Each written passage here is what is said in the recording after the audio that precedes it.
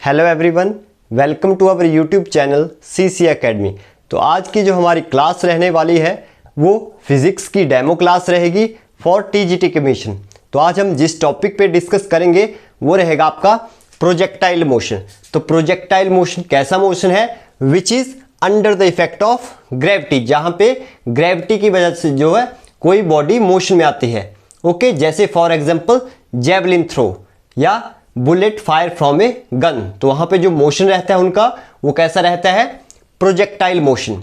Okay, और अगर हम बात करें इसके बारे में, तो अगर हम किसी ऑब्जेक्ट को किसी हाइट से, मान लो एक ग्राउंड है यहाँ पे, ओके ग्राउंड है और ये कोई टावर है, जिस हाइट से हम किसी ऑब्जेक्ट को यू वेलोसिटी दे रहे हैं हॉरिजॉन्टल डायरेक्शन में। ओके, तो यहाँ पे जब आपने हॉरिजॉन्टल डायरेक्शन में यू वेलोसिटी दी तो कुछ टाइम के बाद क्या होगा, ये जो बॉडी है ये ग्राउंड को क्या कर जाएगी, हिट कर जाएगी। तो हिट किसकी वजह से की, हमने तो जो वेलोसिटी दी थी वो किस डायरेक्शन में दी थी, हॉरिजॉन्टल डायरेक्शन में। बट क्या हुआ, ग्रेविटी की वजह से जो है वो जो मोशन रहा इसका वो कहाँ रहा, डाउनवर्ड डायरेक्शन में। ओके, और ये ग्राउंड को हिट कर गई। तो ये जो पाथ इसने फॉलो किया इसको क्या बोलते हैं, इसको बोलते हैं ट्रेजेक्ट्री। क्या बोलते हैं, ट्रेजेक्ट्री। ओके, एंड इस पाथ को और नाम दिया जा सकता है, उसको बोलेंगे पैराबोलिक पाथ। कैसा पाथ फॉलो किया, पैराबोलिक पाथ। क्लियर, तो पाथ जो फॉलो किया वो पैराबोलिक किया और इसको जो नाम दिया वो दिया गया ट्रेजेक्ट्री। क्लियर है। अब यहां पे जो इक्वेशन बनी हमारे पास उसको बोलेंगे equation of parabola for first order, for first order. तो equation of parabola for first order अगर आपसे पूछ जाएगा तो क्या रहेगी, y is equal to, y क्या हुआ, ये आपका y इस डायरेक्शन में है और आपका x एक्सिस इस डायरेक्शन में है। ओके, तो y is equal to g upon 2u square. 2u, u क्या है, इनिशियल वेलोसिटी जो दी गई थी, और x स्क्वेयर है जो डिस्प्लेसमेंट हुई यहां से यहां तक। ओके, यहां से यहां तक, और y आपका क्या किया, डिक्रीज किया जब भी जो बॉडी है डाउनवर्ड डायरेक्शन में आ रही है। तो y क्या कर रहा है, लगातार डिक्रीज कर रहा है जब आपने किसी ऑब्जेक्ट को हाइट से फेंका। ओके, तो ये जो इक्वेशन रहेगी ये क्या है, equation of parabola for first order. Okay, तो क्वेश्चन इसके ऊपर भी बन सकता है और डायरेक्ट आपसे इक्वेशन भी पूछी जा सकती है एग्जाम में। ओके, अब बात करें टाइम ऑफ फ्लाइट की, तो टाइम ऑफ फ्लाइट क्या रहेगा, टाइम ऑफ फ्लाइट मतलब यहां से अगर मैं इस पॉइंट को P बोल दूं, इस पॉइंट को Q बोल दूं, तो P पॉइंट से Q पॉइंट तक जो टाइम लगा पहुंचने को ऑब्जेक्ट को, उसको क्या बोला गया, टाइम ऑफ फ्लाइट। ठीक है, time taken by the projectile या body to complete its path is called time of flight. तो अगर इस केस में हम बात करें कि अगर हम किसी ऑब्जेक्ट को हाइट से फेंक रहे हैं तो वहां पे जो टाइम रहेगा आपके पास वो किसके इक्वल रहेगा, time is equal to T is equal to √2h upon में g। h क्या आ गया, h आ गया हाइट ऑफ टावर या हाइट ऑफ बिल्डिंग। ओके, और g आपके पास एक्सेलरेशन ड्यू टू ग्रेविटी रहेगी। क्लियर है बात। अब बात करें हॉरिजॉन्टल रेंज की, तो हॉरिजॉन्टल रेंज क्या होता है, maximum distance covered in horizontal direction by the body या बाय द प्रोजेक्टाइल। कितना डिस्टेंस कवर किया O से Q तक, O से Q तक जो है कितना डिस्टेंस कवर किया उसको क्या बोला जाएगा, हॉरिजॉन्टल रेंज। ओके, तो हॉरिजॉन्टल रेंज जो रहती है जब आप किसी बॉडी को हाइट से फेंकते हो तो वो रहेगी आपके पास h is equal to u √2h upon g। u आपके पास इनिशियल वेलोसिटी है और 2h आपके पास, h आपके पास हाइट है। क्लियर है बात। अगर अब बात करूं मैं velocity of projectile at any time, मान लो ये बॉडी है यहां से फेंकी गई, अब इस टाइम पे इस पोजीशन पे मुझे क्या निकालनी है, वेलोसिटी ऑफ दिस ऑब्जेक्ट जो मैंने यहां से फेंका। तो यहां पे जो वेलोसिटी रहेगी वो अगर आपको फाइंड आउट करनी है पाथ के बीच में, तो वो किसके इक्वल रहेगी, velocity is equal to √u square plus g square t square. तो ये आपके पास फॉर्मूले आपने लर्न रखने हैं, इसके ऊपर आपको न्यूमेरिकल देखने को मिल सकता है एग्जाम में। क्लियर है बात। अब बात करते हैं, ये जो हमने बात की ये कि हमने फर्स्ट ऑर्डर की, अब बात करते हैं सेकंड ऑर्डर की। तो सेकंड ऑर्डर का मतलब क्या हुआ कि अगर मैंने क्या किया, बॉडी को किसी एंगल से अगर मैंने फेंका, ओके, अगर मैंने किसी बॉडी को एंगल से, किसी एंगल से ऊपर की तरफ को फेंका, तब क्या रहेगा, तो इसको हम बोलेंगे इक्वेशन ऑफ, या व्हेन ए प्रोजेक्टाइल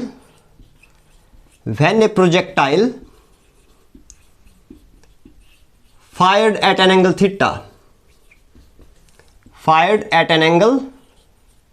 theta, जब हमने क्या किया, किसी बॉडी को थीटा एंगल से फेंका। जैसे कि मान लो ये मैंने कोई बॉडी ली यहां पे, ओके, ये एक्स एक्सिस है इस साइड को आपका, और इस साइड को वाई एक्सिस है, ये ओ पॉइंट, ये वाई एक्सिस और ये आपका एक्स एक्सिस। अब मैंने कोई बॉडी ली, उसको एट एंगल थीटा पे, किस एंगल पे, थीटा एंगल पे मैंने उसको फेंका, और किस वेलोसिटी के साथ फेंका, u वेलोसिटी के साथ फेंका। ओके, जब मैंने किसी बॉडी को एंगल थीटा पे फेंका तो क्या रहेगा, तो कोई बॉडी है वो इस तरह से फॉलो करेगी पाथ को, ऐसे और ऐसे, और यहाँ पे इस तरह से डिप कर जाएगी, मान लो इस पॉइंट पे। क्लियर है? तो जब मैंने इसको एंगल थीटा पे फेंका तो यहाँ पे क्या हुआ होगा, इसने वर्टिकल डायरेक्शन में मैक्सिमम हाइट कवर की होगी। तो यहाँ पे y इज इक्वल टू क्या रहा होगा, h मैक्स, मतलब हाइट जो है मैक्सिमम रही होगी। क्लियर है बात? अब ये जो मोशन है, जब मैंने इसको वेलोसिटी दी थी वर्टिकल डायरेक्शन में, बट इसका जो मोशन रहा वो दोनों तरफ रहा, वर्टिकल में भी और हॉरिजॉन्टल में भी। तो इस चीज को समझने के लिए हमने क्या किया, इस u वेक्टर को क्या किया, दो वेक्टर में रिजॉल्व कर दिया। हमें क्यों रिजॉल्व करना पड़ा, क्योंकि यहाँ पे डायमेंशन जो आपका मोशन है वो क्या है, वर्टिकल डायरेक्शन में भी मोशन है और हॉरिजॉन्टल डायरेक्शन में भी मोशन है। तो इस कंपोनेंट को, इस u वेक्टर को मैंने दो वेक्टर में क्या किया, रिजॉल्व कर दिया। तो इस साइड, जिस साइड को थीटा हम लेते हैं, उस साइड को क्या लेते हैं हम, कॉस थीटा। तो इस साइड को लिखूंगा मैं ux is equal to u cos theta, और उसके परपेंडिकुलर में, परपेंडिकुलर इस साइड को हुआ तो इसको लिखूंगा uy is equal to u sine theta. Clear है बात? अब यहां से क्या हुआ, हमने दो वेक्टर में इसको रिजॉल्व कर दिया, दो कंपोनेंट में इसको रिजॉल्व कर दिया। अब यहां पे एक पॉइंट आपको समझना है कि जब आपकी ऑब्जेक्ट जो है हाईएस्ट पॉइंट पे है, जब आपका ऑब्जेक्ट जो है हाईएस्ट पॉइंट पे है, तो आपका ये जो ui वाला कंपोनेंट है ये क्या हो जाएगा, जीरो हो जाएगा। क्यों होगा, क्योंकि इस पॉइंट के पर आने के बाद ऑब्जेक्ट जो है वर्टिकल डायरेक्शन में कोई उसकी वेलोसिटी नहीं है, वर्टिकल डायरेक्शन में उसकी कोई वेलोसिटी नहीं है, सिर्फ हॉरिजॉन्टल डायरेक्शन में उसकी वेलोसिटी रहेगी। क्लियर? तो यहाँ पे ui आपका क्या रह जाएगा, जीरो रहेगा। अब यहां से जो क्वेश्चन पूछे जाते हैं वो यहां से पूछ जाएंगे कि अगर हॉरिजॉन्टल रेंज हमें यहां पे निकालनी हो। क्लियर है? हॉरिजॉन्टल रेंज, हॉरिजॉन्टल रेंज, तो हॉरिजॉन्टल रेंज क्या रहेगी, जब आपने किसी बॉडी को एट एंगल थीटा पे क्या किया, फायर किया, तो किसके इक्वल रहेगी हॉरिजॉन्टल रेंज। तो आपने याद रखना है r is equal to U square sine 2 theta upon g। Okay, तो ये आपने वैल्यू याद रखनी है, इक्वेशन याद रखनी है, इसके ऊपर आपको न्यूमेरिकल देखने को मिल सकता है एग्जाम में। ओके, हॉरिजॉन्टल रेंज मैंने आपको बताया, maximum horizontal direction, maximum horizontal distance covered by the projectile. Clear है बात? अब बात करें अगर टाइम ऑफ फ्लाइट की, टाइम ऑफ फ्लाइट, तो टाइम ऑफ फ्लाइट मैंने बताया आपको, मैक्सिमम डिस्टेंस या maximum time taken by the, या time taken by the projectile to complete its path. Okay, to complete its path, तो उसको क्या बोला जाएगा, टाइम ऑफ फ्लाइट। तो t जो रहेगा आपके पास वो क्या रहेगा, time of flight, t is equal to 2u sine theta upon में g। Okay, time of flight t is equal to किसके इक्वल रहेगा, 2u साइन थीटा अपॉन में g। क्लियर? अब बात करें, ये आपके पास इंपॉर्टेंट पॉइंट्स हैं, ये आप यहां से आपसे क्वेश्चन पूछा जा सकता है। अब बात करें यहां पे टाइम ऑफ फ्लाइट हो गया आपके पास, हॉरिजॉन्टल रेंज हो गई। अब करें बात मैक्सिमम हाइट की, तो मैक्सिमम हाइट क्या रहेगी यहां पे, तो maximum height is equal to, हाँ जी, मैक्सिमम हाइट, मैक्सिमम हाइट किसके इक्वल रहेगी, तो मैक्सिमम हाइट रहेगी आपके पास h इज इक्वल टू